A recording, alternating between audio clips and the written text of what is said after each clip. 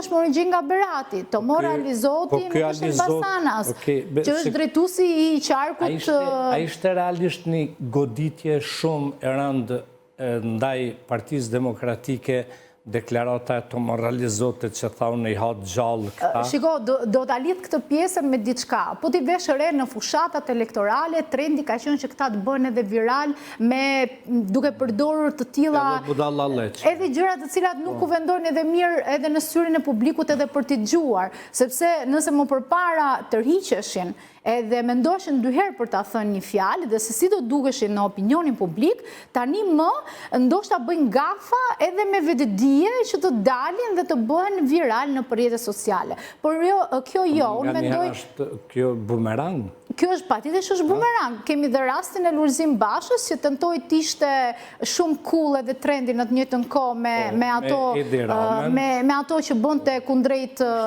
Edi Ramës, por unë mendoj që pikërisht rasti i Lulzim Bashës u kthye në bumerang sepse shohim që Lulzim Basha nuk ka siguruar dot asnjë mandat të vetin. Gjithsesi, le të ndalemi tek qarku Elbasanit, duke qenë se ti e theksove që është një qark problematik, por edhe ka patur opozita dhe ka patur një rezultat të tillë siç ne e kemi sot. Dhe të mos arrijë opozita në qarkun e Elbasanit të marrë 5 mandatet e sigurta, ky është një problem shumë i madh.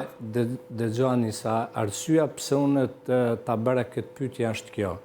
Kandidatja e cila ka fituar më shumë të vota në qarkun e Elbasanit është Sara Mila. Sara Mila, që e ka gote emrin të më ka vjedh, dhe kjo është në Partinë Socialiste, o çka nuk kam lexuar për atë shkret gjatë këtyre 2 ditëve. Shiko, Milaim, unë ditë them që...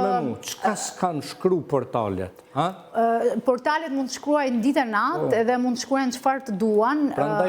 Dhe në momentin që ti je figurë publike, përballesh me të gjitha llojet e opinioneve që të vinë nga media e shkruar, por unë ditë them që Sara Mila ka qenë një nga të rejat e listës së Partisë Socialiste, unë e njoh personalisht, është një vajzë artikuluar, një vajzë që ka dalë nga platforma deputeti që duam, dhe një gjë që mua më ka ardhur keq në thonjza gjatë fushatës, ka qenë momenti kur lideri i opozitës, Berisha, doli dhe ajo që bëri lideri i bëri një reklam shumë të mirë Sarës, sepse duke e përmendur e bëri akoma dhe më shumë më të njohur, por unë nuk mendoj që Sali Berisha duhet të merret me të rinj dhe të reja si Sara Mila, që kanë moshën e mbesës së tij, por duhet të jetë një nga ata njerëz që të përgëzoj listat me të rinj dhe të reja dhe t'i mbështesë ata, dhe për më tepër ta bënte edhe këtë gjë në Partinë Demokratike, duke dëshmuar edhe pjesën që brenda partisë së tij ka të rinj dhe të reja me vizion, por edhe mos bënte të tilla deklarata ose mos binte në këtë lloj bataku, sepse siç thash, Sali Berisha ka ardhur në rrugtimin politik kur unë nuk kam lindur ende, dhe Sali Berisha është akoma sot në politikën shqiptare dhe premton 20 vite të ardhshme. Tani më thuaj ti mua, kush do ta votojë Sali Berishën, brezi im? Kush do ta votojë Sali Berishën? Unë nuk përgjigjem, por Vlerë, a ka qenë i pritshëm ky rezultat? A të duket një fitore e pritshme? Për mua, po, ka qenë një rezultat i pritshëm, në veçanti nuk kam pritur që aq shumë mandate do të fiton Partia Socialiste. Kena bu bastun e ti të rreti 4 orë. Kemi vendosur po bastun, unë kam qenë 75-78. Unë vetëm kam thënë që do të fitoj PS-ja, por nuk kam dhënë ndonjë shifër apo ndonjë përqindje, për shkak se çdo ditë ndryshon. Pikërisht sepse çdo ditë ndryshon politikbërja e kampanjës, sepse këtu dua të fokusohem më shumë. Një gjë që ka bërë Partia Socialiste në veçanti ka luajtur me marketingun e rrjeteve sociale, diçka që nuk është duke u përdorur shumë në për viset e tjera të Ballkanit Perëndimor. Në Evropë mund të themi që Franca e përdor një psikomarketing të ngjashëm siç e ka përdorur dhe Partia Socialiste, në veçanti Edi Rama. Pse e them kët? Sepse të futësh karikaturën, artin dhe ndjeshmërinë e figurave të ndryshme të artistikës me numrin 5 dhe dora e cila ka pasur ngjyra të ndryshme, ajo në tek njeriu apo tek ai i cili të ndjek ty, e ndryshon totalisht kimikatën e trurit dhe të jep një ndjesi të shlirimit. Dhe kjo ka luajtur me këtë gjë. Kjo është duke u përdorur shumë në botën e inteligjencës artificiale për të ndryshuar formatimin e asaj se si ti mendon. Duke mos dashur të futëm shumë tani në analizën e kësaj, po mendoj që kampanjat do të në rrjetet sociale ka qenë shumë një piknisje interesante, ose për shembull duke e karakterizuar Sali Berishën si një buf, dhe Sali Berisha duke mos u marrë me krimet dhe me çdo gjë tjetër se çfarë ka ndodhur sipas tij në plasën gjatë gjithë kohës, por duke i dhënë këtë post-komentin asaj se çfarë ka ndodhur. Ndërsa Edi Rama është zgjuar çdo ditë në orat 8:00 dhe është futur live dhe ka diskutuar me qytetarët. Kjo është kjo pjesa psikomarketingut. Ka bërë komunikimin e tij virtual për të ardhur më pranë qytetarëve dhe nuk është nevojitur të ketë një media... Gjitha kanë nga me transmetu. E kam fjalën që duke patur mundësinë e telefonit, asaj kutisë së zezë që ne i themi, ti... Po, këtu është futur pastaj kjo analiza e thellë ku të gjitha mediumet dhe gjithë ne jemi marrë me tematikat që ai ka përcaktuar në orën 8 të mëngjesit. Në anën tjetër, problematike ka qenë dhe opozita. Unë kam qenë shumë një dashamirëse që opozita të ketë sa më shumë mandate dhe më vjen shumë keq që nuk u përbashkuan të një forcë fuqishme që dhe partitë e reja të bëheshin bashkë për të ndryshuar narrativën.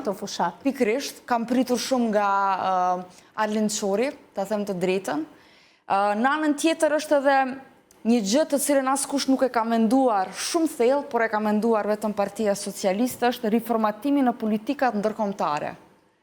Ai ka dhënë një pezë, një fryerje shumë të madhe kësaj, dhe ka bërë këtë riformatimin e politikave ndërkombëtare, dhe kjo u pa minjer pas rezultateve, sepse kishim sot dhe nesër, kemi të gjitha kokat më të mëdhaja të leadershipit këtu në Shqipëri, në Tiranë, dhe kjo tregon për impaktin e madh të riformatimit ndërkombëtar.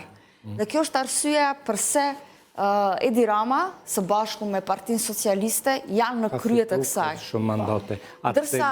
Okej. Jo, e kam Aleksandr Enën nga New Yorku, e kam në lidhje. Aleksandr, më dëgjon? Po, dëgjoj. Mirë dita, së tash është mesi ditës atje. Mirë mbrëma. Çka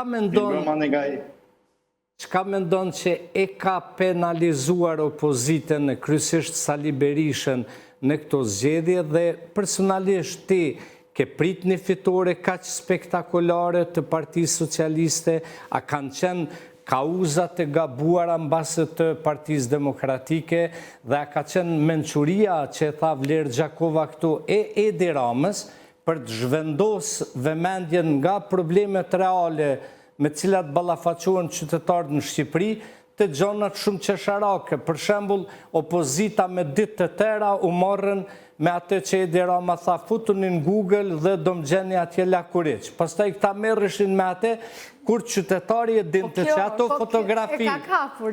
fotografi lakuriq realisht i kishte nxjerrë në opinion Sali Berisha.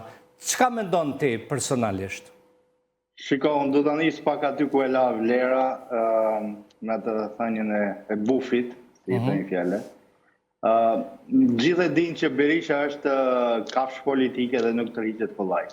E para, e dyta, kush e njeh Berisha nga afër, domthonë dhe ne kolegët që kemi punuar me median, por dhe ato që janë marrë me fushata politike etj, e kuptojnë që Berisha nuk të rritet kollaj. Dhe nuk si ka mundësi që Berisha është ul, saqë një pseudotip si Edi Rama tallet me Berishën duke qujt buf, kur Berisha në 90-91 e shdopin ndru Edi Ramën dhe e qojnë në Francë të sakatuar. Si i thejnë vjale.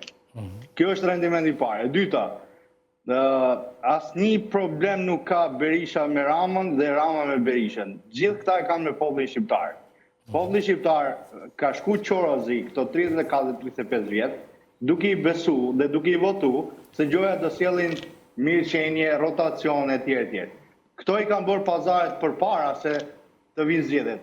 Unë do t'ju tregoj një fakt të 2011-ës, nuk kam prononcuar në herë në për media për këtë faktin, dhe nuk kam dash të prononcohem asnjëherë për këtë, po më jepet rasti tani, domethënë si thim fjalë po ndjer. Në zgjedhjet 2013-ës, që aty ku startoi domethënë piknisja e Edi Ramës, bështe fjalë 2 vite përpara, në 2011-ën, të gjithë drejtoritë, se ishte PD-ja dhe LSI-ja në pushtet. Të gjithë drejtoritë e qarqeve, përfshi dhe Tiranën, kanë punu sistematikisht, dhe kjo është e faktuar, mund të pyesni kush ka qenë drejtor me Partinë Demokratike në atë kohë, që kanë punu për t'i dhënë rezultat pozitiv Edi Ramës dhe Ilir Metës. Diheshte që Ilir Meta do shkonte në koalicion me PS-n dhe gjithë partitë tjera të vogla dhe të mesme që u formuan rishtazi për 2-3 vjet të fundit, domethënë 2009, 2010, 2011, 2012, të gjitha këta kanë punu për t'i maksimalizu votat PS-s. Dhe PS-ja ka shku me 1 milion vota që u mbur duke tunë stafetën në atë kohë, dhe thoshte që unë kam marrë me 1 milion vota shqiptare. Jo zëdri, këta kanë ardhur me pazare. Pazaret e këtyre janë të fliqte dhe çdo kush e din, ndërkombëtarët e din, nuk po flas për Europën dhe Britaninë e Madhe, por Amerika ka qenë gjatë gjithë kohës e vëzhgueshme dhe e monitorueshme në çdo rezultat të situatave të ndryshme. Aleksandr, unë nuk i ndërprej asnjëherë musafirët, po veç si nën pyetje, mund të bajnë diçka në vazhdimsi të kësaj që po thu, do thotë Kreshnik Spahiu, para disa netëve e tha në Top Story, tha që i kisha lutë Sali Berishën të mos jap dorëheqje, sepse pastaj tha ka rrezik që, veç ndëgjë, tha ka rrezik që të rrëzohet Edi Rama.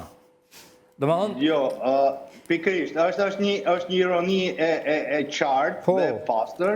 Që këta dy janë në aleancë me zvete. Për te ironisë të Spahiut, dhe për te ironisë të çdo kujt tjetri politikan që kanë dhënë kontributet famshme në meritokracinë dhe rotacionet politike në Shqipëri, të gjithë janë pjesë e pazarit. Spahiu ka punu për Ilir Metën, Ilir Meta ka punu për Edi Ramën, Sali Berisha ka punu për Edi Ramën, Bamir Topi punoi për Edi Ramën, Kreshnik Osmani ka punu për Edi Ramën, Eleni Kocaqi ka punu për Edi Ramën, Arlin Qori ka punu për Edi Ramën.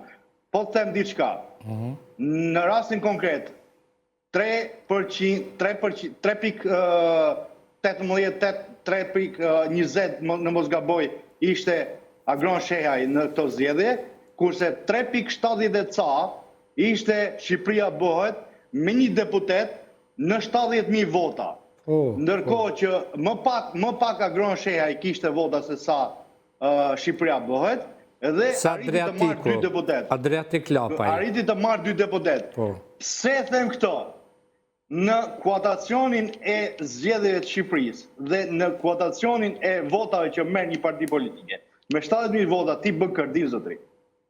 Kupton? Me 70.000 vota ti bën kërdin. Ti mund të marrësh 3 deri në 4 deputet. Por këta nuk kanë dashur të marrin 3-4 deputet, siç paralajmëroheshte më përpara që do marrim 7, 8, 10, 15, ku ta di unë. Këta kanë lobu dhe kanë punu për t'i maksimalizu votat PS-s, që nesër ta ndajmë pushtetin, ajo tepsia që ka dalë Edi Rama, me atë timonin, me atë dajrin gjatë gjithë kohës, në këto vite, është nda copa me gjithë shka. Vetëm Aleksandr, më duhet për shkak të kodit profesional të them diçka. Në këtë studio ka qenë ish presidenti Bamir Topi, mbase nuk e ke përcjell, po ka rrëfy për herë të parë gjëra shokuse, njëra ndër historitë më rëndësishme, cilën ai e ka thonë këtë studio, ka qenë pakti i vitit 2008 me Sali Berishës dhe Edi Ramës për kodin zgjedhor, në bazë të cilit është masakru komplet vota e qytetarit të Republikës Shqipërisë, sepse po du me ndjek logjikën tonë.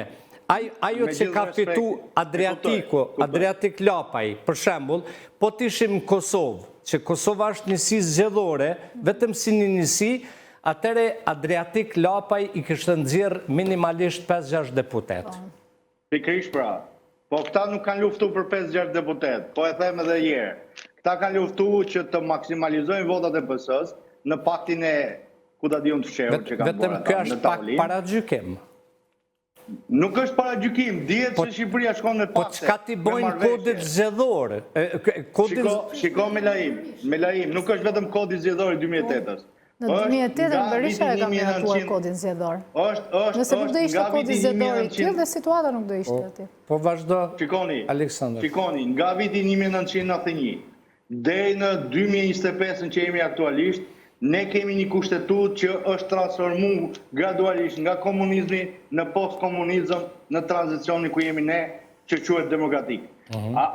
Gradualisht në 97-ën, 2000-shin, 2002-shin, 2008-ën, ta kanë bënë ndryshime kushtetuse. 2008-a që e vulja, do mënë kapaku i gjithë shka e, që çdo kush që do dali, do të punoj për 12, për 2 kolonat e mlaja. Dhe këto e cimentuan duke shfuqizu presidentit, duke shfuqizu kryetarën e parlamentit, gjithë shka duke marrë forcën tek kryetari partis, se kryetari partis do të bëhesh te kryeministri të ardhmen. Dhe këto janë me pazare biznesesh. Bëj unë biznesin me ty zotri, ti do mlesh mu të qeveris, edhe kështu kanë shku këto marrëveshje.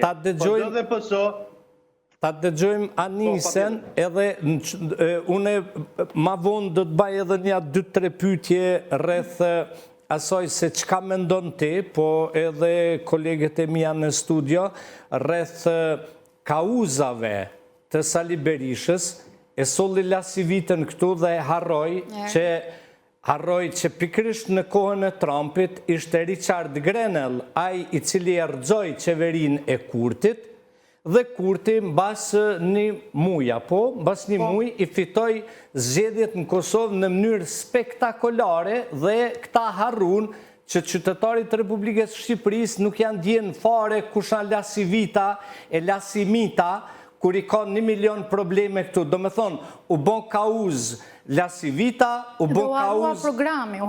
U harru programi, u bon kauz marrëveshja e lobimit që u mundu me ushit në opinion